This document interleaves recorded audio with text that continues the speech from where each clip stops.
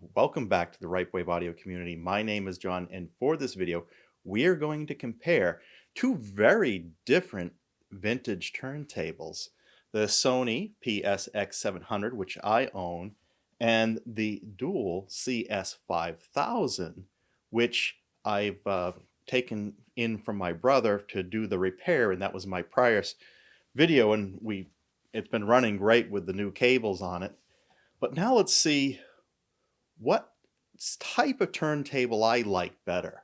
Do I prefer the convenience of this fully automatic turntable, or do I like the elegant simplicity of the Dual?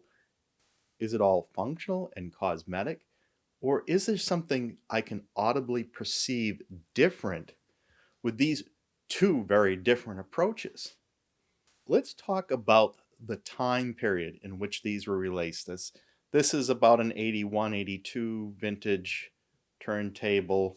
The CS5000 is from 1985, thereabouts. So they're about the same time period. And what was going on during this time period is compact discs were just coming into the market. All right, so people out there generally perceive compact disc was the future. That was going to give me the better audio quality, although that's been debated since. That was largely the perception of compact disc was the way to go, and turntables were on their way out. But these were sort of the last hurrah, if you will, where these companies were making a push. Now, Dual has a long heritage, and with their heritage in the Black Forest, starting early on with turntables. They're Dual because at the time they had two different styles of powering it. Right, you could either do a crank, spring-loaded type of mechanism, or you could plug it into electric motor. So that's where the Dual name comes from, and they were used mass market, and their turntables were even within the United States, these big consoles of the 50s and 60s, and but in the 70s, Dual faced some challenges because the Japanese turntable market was taking over. They could produce a high quality turntable, usually direct drive, at a very affordable price, which put Dual in some financial trouble. They went through new ownership of the French company acquired them. So by the 80s, they were trying to find themselves again. But this model was their top of the line. The CS denoted one of their original founders. And as I recall here, this was Christian Stedinger, and him along with Joseph Stedinger founded the company, and so the CS is emblematical of their heritage, and they had this model as their audiophile grade top of the line model. Well, likewise, this was Sony's top of the line model at the time, the PS-X700, and it started up with some of the earlier Biotracers that its predecessors, like the B80 and the X65 and 75. But the 700 came out with refinements on that, top of the line in 1982, thereabouts. So here they're competing for the same audiences. The price points were about the same, $400, $500 range US. And so if you were going out to buy a turntable in that time, you had to make some decisions. Am I a fully automatic Sony Japanese turntable direct drive, or am I a German heritage Dual elegant belt-driven customer? And that was the choice you had to make, or that was a main consideration there for getting these buyers here. Now let's look at this physically just to start with. These are two totally different looking turntables. The Sony's got a very strong, strong presence here. The Sony is real solid. It's heavy. much heavier than the Dual. The way these are suspended are different. What Dual has done is the whole platter and the tone arm float within this wood plinth on a spring-like fashion. The feet themselves are not they're not decoupled from the plinth. It's solid with the table, right? I can't quite figure out the feet adjustments. It doesn't seem like I can adjust the height too much with it. I've had to level this by putting a couple of index cards to shim it up. When we look at the Sony here, it's a much different suspension. The platter, the tone arm are rigid connected with the plinth, and it is the feet are, I think it's like a gel or whatever, that decouple it from the surfaces, and their adjustable height. So it's very easy to, much easier to level, for me at least, the Sony turntable versus the Dual, which I had to use some shims to get it to a balanced fashion. And the material here, I think this is like a special MDF or something, or a polymer. I'm not sure what the material is, but it's very dense, that the whole base is. So this is a very heavy unit. They both use the platters, the similar here. It's this aluminum on it, although the Sony sits up taller. It's a much more industrial looking unit with the Sony, but it does have a professional feel. This does feel like a top of the line model. The way they've gone about the tone arm is completely different. The Dual uses a straight tone arm, and the Sony uses a J-shaped tone arm. Now, what's the difference? Now, the object is, as your tone arms are moving across the record from 12 inches into the center, the angle, you want to keep that as parallel with the grooves as possible. But of course, as you're moving on an angle there are variations as you move from the outer edge of the record to the inner edge of the record. And so what to make up for that angle, on a straight tone arm, the head shell is actually curved in. And then on the J shape, it's the tone arm that's curved, but the head shell is straight. As such, and this became an issue for me, the head shells are different. I can't take a cartridge. They're both removable head shells. I can't take a cartridge with a removable head shell on from the Dual and move it over to the Sony for two reasons. One, the curvature on this head shell, and number two, Dual uses a different mounting mechanism for its head shell than Sony. From what I could tell, the Dual's head shell arrangement, it may be unique to them. I don't know if there was any other company that used the exact same pinouts and threading. You can still get these head shells, by the way. The Sony one uses a universal mount, and sometimes called SME, but if you look up universal head shells, it's readily easily defined there. And I particularly like this one that came with the unit, which is hard to find now. You could pay $200 just for a used head shell to replace or complement what you've got there. So those are often sought over. But I did get, for this one, here's a universal head shell that I got the other cartridge. So what else is different about these? Well, let's look at now the drive mechanism. Direct drive with the Sony, belt driven with the Dual. Now this belt drive, at least it's just one pulley system. To change speeds, you don't have to move it to a different pulley as you do with some models. This one at least can let you choose your speed on the front of the record. So there is some automatic features to this mostly manual turntable. So I can adjust between 45, 33, and 78. 78 is kind of unique. This does not have, the Sony does not have 78 speed. but this one does. And so some people really prefer the belt driven because they feel, okay, you've got the motor decoupled from the platter. There's less chance of vibration, resonance that can transmit back into the signal. And so that's why a lot of people like the belt-driven mechanism. The direct drive, though, was perfected in the 70s, and they got rid of a lot of the resonances that you could actually hear. So by the time this came out, really the benefit of belt drive had gone away.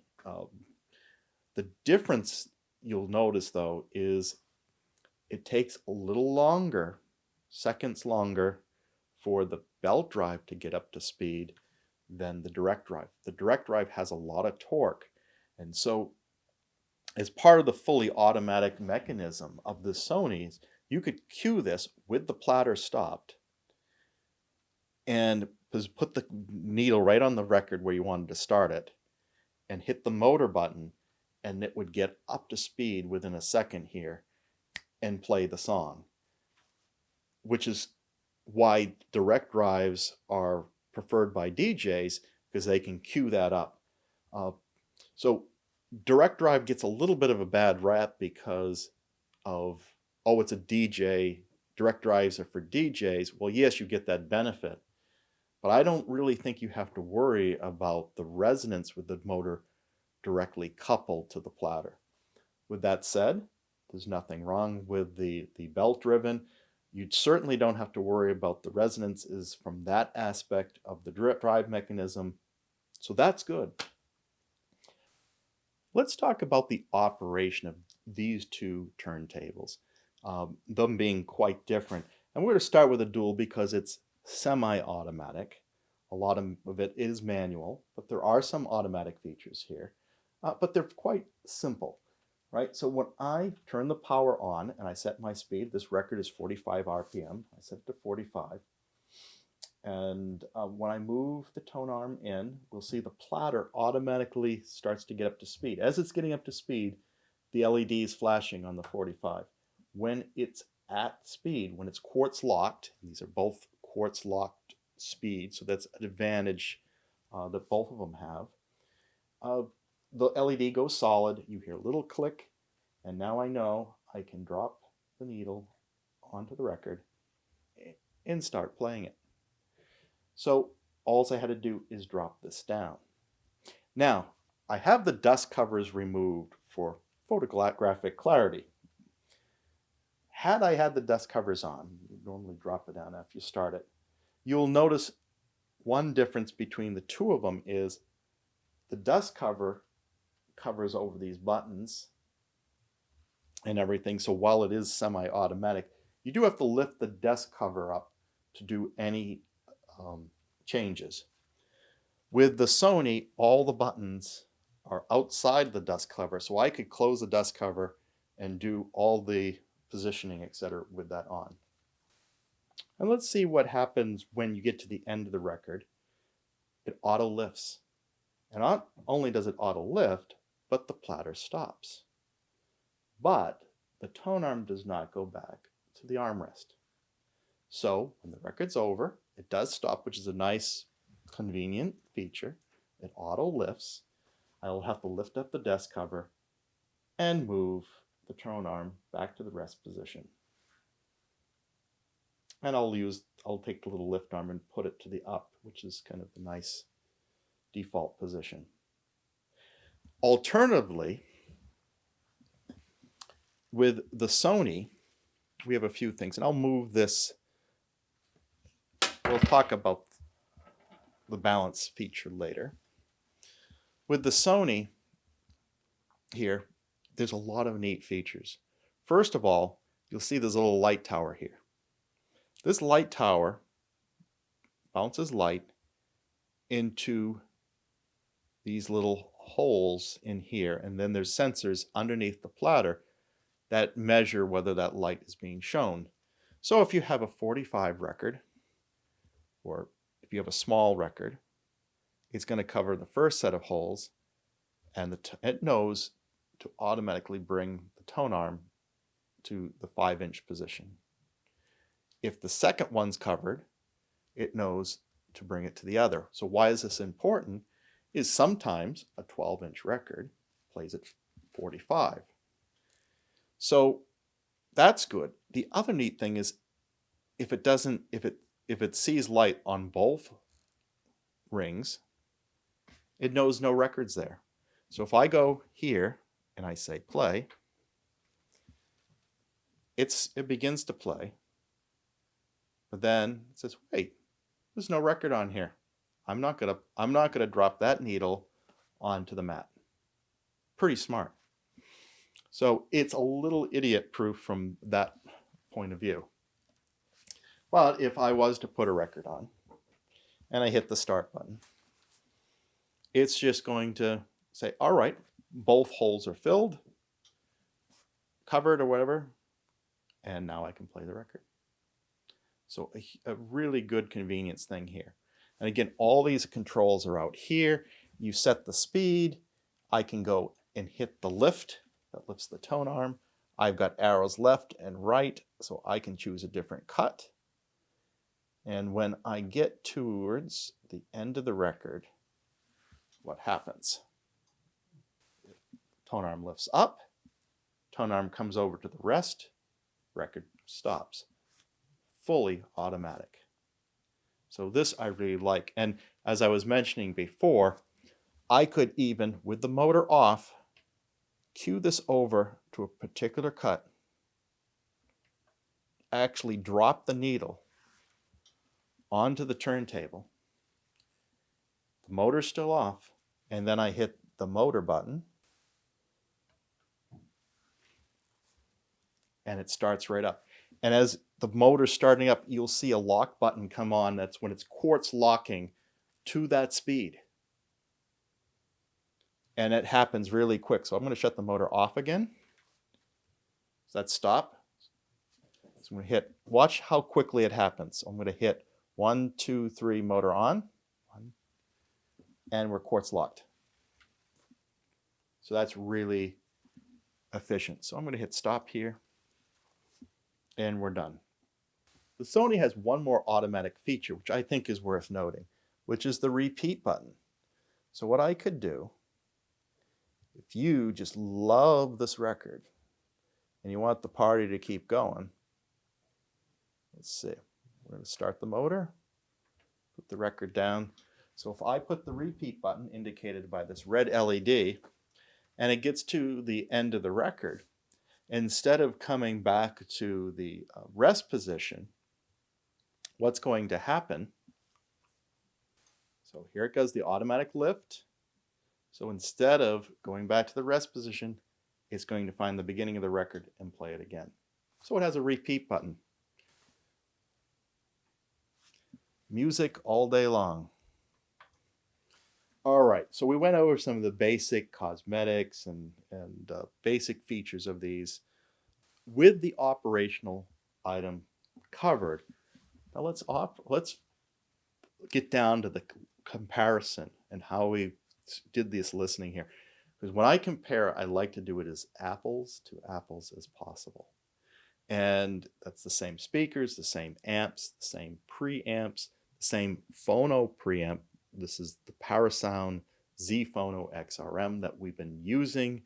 I like it because I can adjust to different cartridge types, moving magnet, moving coil, set my impedance loads, etc., gains, so we can equalize things on all that. Part of trying to equalize this, I know I don't have the same cartridge on both unit. So that's going to be a problem. And I can't just swap the one from the Dual to the Sony because it's got a different removable type. It's got a different tone arm type, even if the head shells were the same type.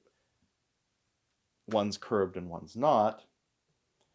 So I know I'm going to have some inconsistency just from the stylus alone. But let's set these up for success. And the other thing that could throw us off on our judgment is if the turntables aren't set up right. So what I did was I put a level on these. I made sure they were on level, and I did the level measurement to the platter, because I don't care if something other part of the turntable is not level. I want the platter to be level. The next thing I did was made sure the tone arm was balanced. Of course, there's a bigger deal with the dual, and that we have to do in our case here is we want to put it in the spot between the armrest and the platter, because I don't have the option with the dual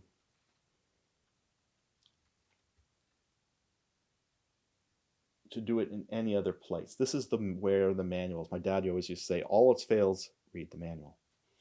And so what happens is when I put this down, this needs to float.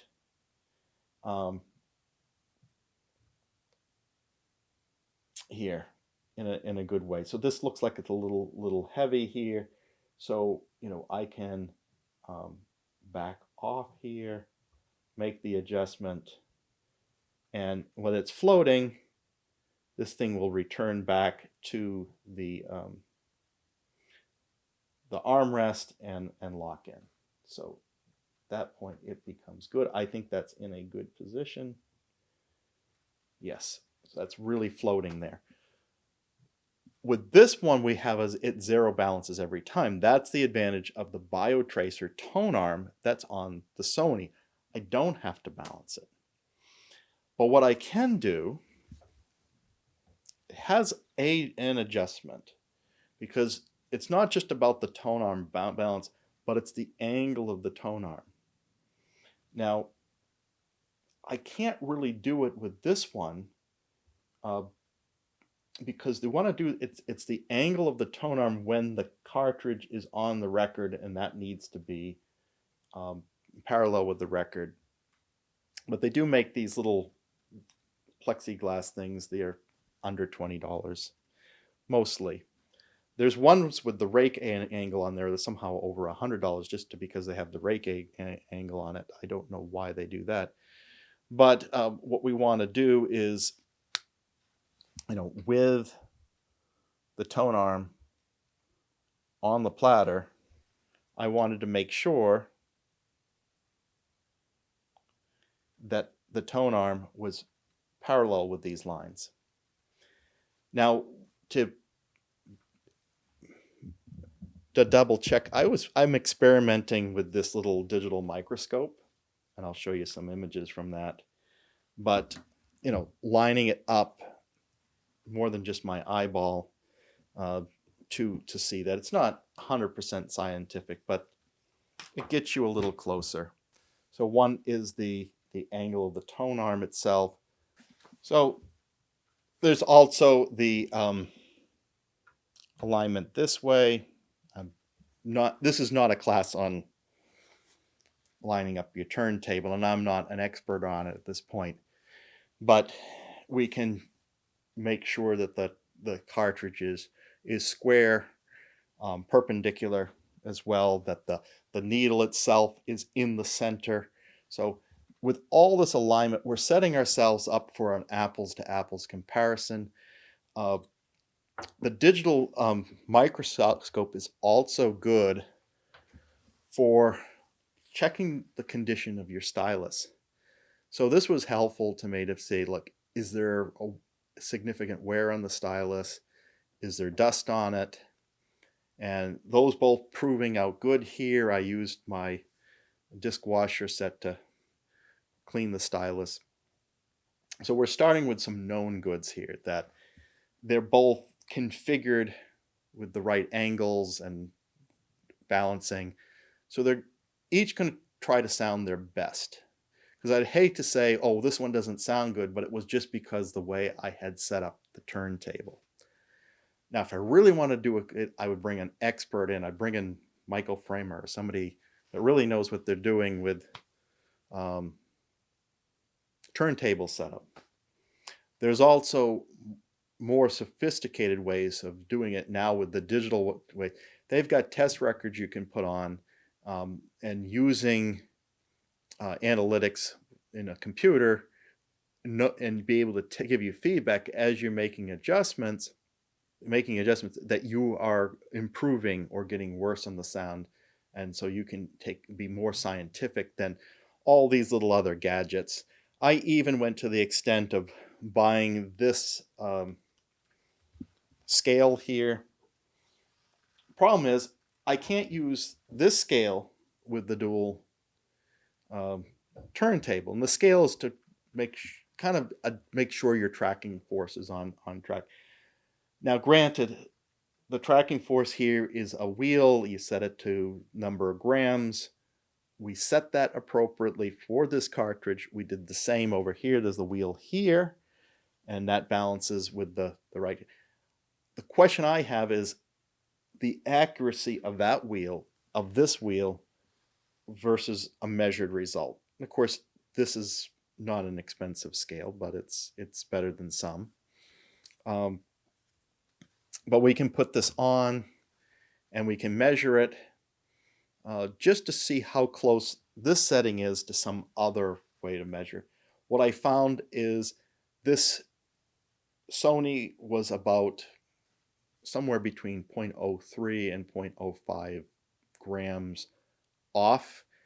And there was some variability there, so I don't know if it's the quality of this scale or the quality of the zero balance on the Sony, but they were relatively close, right? So if I set it to 1.2, this measured 1.205, that's relatively close. I could not measure on this. I thought, well, what if I take the belt off this? Because what happens is as I bring this in, to measure the weight, I need to put this on the platter. But if this is spinning around, I can't weigh it. So I can't put this here, because as soon as I do this, it's going to want to rotate around. That's not good. So I thought, well, if I take the belt off, well, the Dual will not let you drop the needle on if it hasn't quartz locked, and you need the belt turned on so it quartz locks. So I'm out of luck measuring, confirming the tracking force on this one. We're just going to make the assumption that this wheel gives you accurate or close enough results, and we're going to move forward. So we've done what we can with basic tools and basic knowledge to at least set us up for success on it being configured correctly. At which point, I started to listen to records. And I'd listen to this one, and I'd listen to this one. I did find that listening through headphones, these are relatively flat Audio-Technica, not terribly expensive.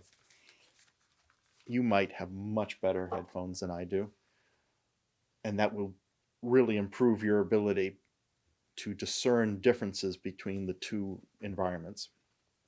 I also listened through the speakers. And initially, I thought, wow, the Dual sounds much better. Now, initially, I was using moving magnet cartridges on both. This one is the Stanton Epic 2, which was on it when we got it, but it isn't the default one that comes with the Dual. The Dual had an Ortophone something 20 cartridge on it by default. So this has a Stanton Epic 2 on it. This one has a Shure V15 Type 5 cartridge. And I thought, wow, this is much better. I sensed it was better. But I said, wait a second. Let's take the moving magnet Shure V15 off here and put on the cartridge that actually came with the unit, which was the Sony X44L, if I recall right. It's a moving coil cartridge. And then I could just have this record player, both record players turned on here, this one in the moving coil entry, this one on the moving magnet, and switch speed between the two of them. It's not apples to apples, but I could more quickly switch between the two players without moving wires around. So that was helpful. Ideally, I would have the same moving coil or moving magnet cartridge in both. And that would get me closer, because that's I think is what's really necessary for the comparison. Because when I switched to the Sony cartridge, the moving coil cartridge, I said, well, now this one sounds better. Not in all cases. It was a much closer. At times I thought it was a little harsh. Then other times I thought, wow, this has more punch. And then times I thought, wow, the stand-in sounds a little more airy and more organic, maybe. So I really haven't made my mind up, but it caused me to come to the conclusion that maybe and likely what I think is better sonically between these two has less to do with the tone arm, the drive mechanism, the suspension style, and more to do with the cartridge itself, at least at this price point. Now, there are some exotic turntables that cost tens of thousands of dollars. And I would hope that if you're paying that much for the turntable, for your tone arm, that at that point, the differences really make a difference sonically. But at this price point, these were under $1,000 turntables, maybe around $1,000 today for equivalent. I don't think the turntable itself is going to make a difference, or as much of a difference as the stylus that you put on it. Now, I hear a lot of reports of like, well, don't put a really expensive stylus on a lower end turntable, but why not? You know, if you can notice the difference, why not? I should say it that way. Not all of us have as tuned of ears as the other person. So here's my conclusion here.